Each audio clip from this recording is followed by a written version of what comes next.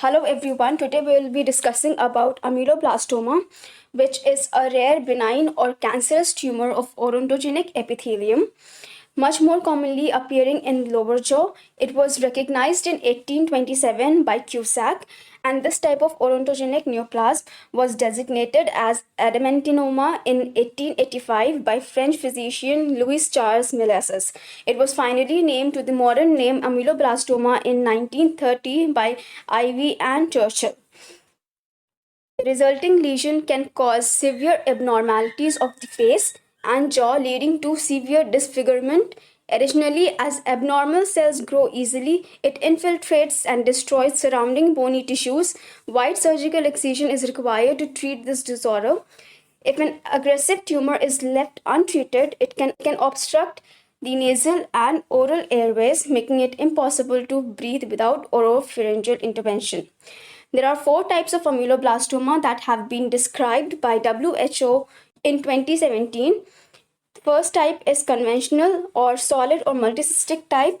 Second is unicystic ameloblastoma. Third is peripheral or extraosseous ameloblastoma. And the fourth type is metastasizing ameloblastoma. The conventional ameloblastoma is solid multicystic ameloblastoma, usually presents with multiple large cystic areas. Unicystic ameloblastoma with a single cyst cavity account for around 10% of ameloblastomas. Present in younger patients in their second and third decades of life, it is often related to unerupted third molar. The metastasizing ameloblastoma histologically appears as atypical ameloblastoma and can rarely lead to metastasis, usually in the lungs.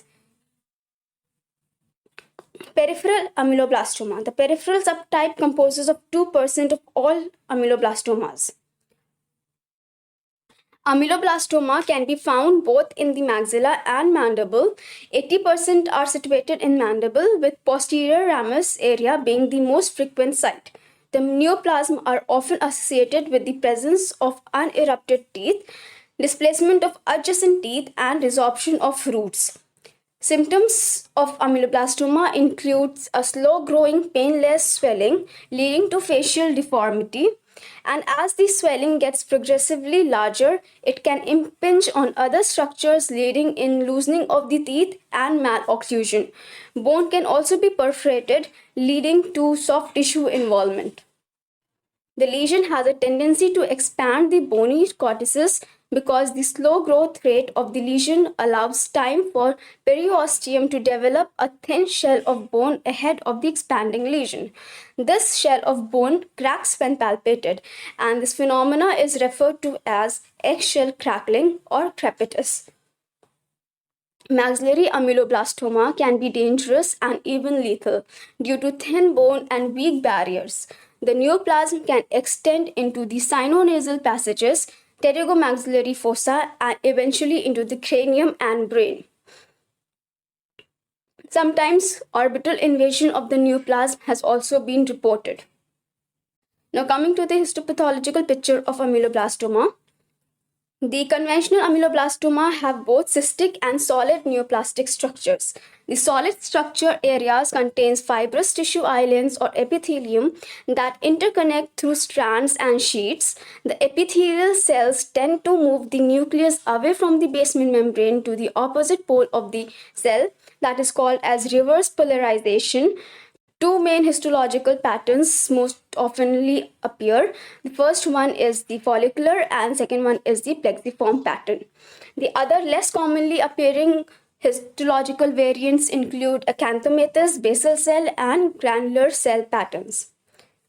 So coming to the follicular pattern, it is the most common follicular pattern that has an outer arrangement of columnar or palisaded ameloblast-like cells, an inner zone of triangular-shaped cells resembling stellate reticulum from the Bell stage of tooth development. The plexiform pattern has epithelium that proliferates in a fishnet pattern. The plexiform ameloblastomas show epithelium proliferating in a cord-like fashion. Hence, it is called as plexiform. There are layers of cells in between the proliferating epithelium with well-formed desmosomal junctions. simulating spindle cell layers. The ameloblast cells can be less prominent.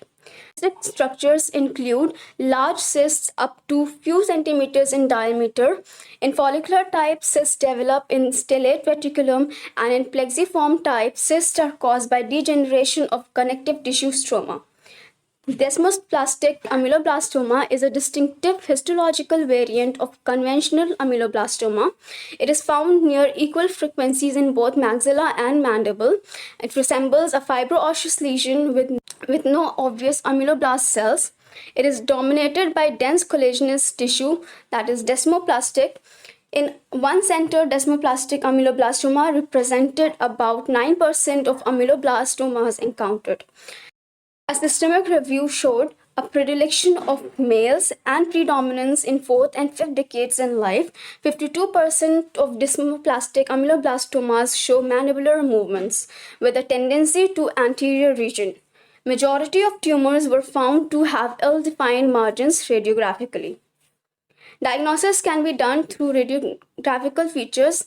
Radiographically, it appears as a round and well-defined lucency in the bone with varying size and features. Numerous cyst-like radiolucent areas can be seen in large tumors, that is multilocular, giving it as a soap bubble appearance. Or single radiolucent areas can be seen in smaller or unilocular ameloblastomas. The radiodensity of ameloblastoma is about 30 Hounsfield's unit, which is about the same as keratocystic odontogenic tumors.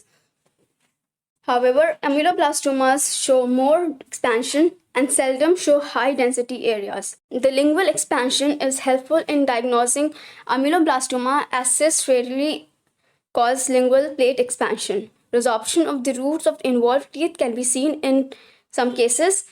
The treatment modalities of ameloblastoma include surgical resection, enucleation, and radiation and chemotherapy. Reoccurrence is common, although the reoccurrence rate for block resection followed by bone graft are lower than those of enucleation and curettage. Follicular variants appear to reoccur more than plexiform variants. Unicystic lesions reoccur less frequently than non-unicystic lesions. A low recurrence rate of around 10% can be seen in unicystic ameloblastoma. Reoccurrence within a bone graft does occur, but it is less common.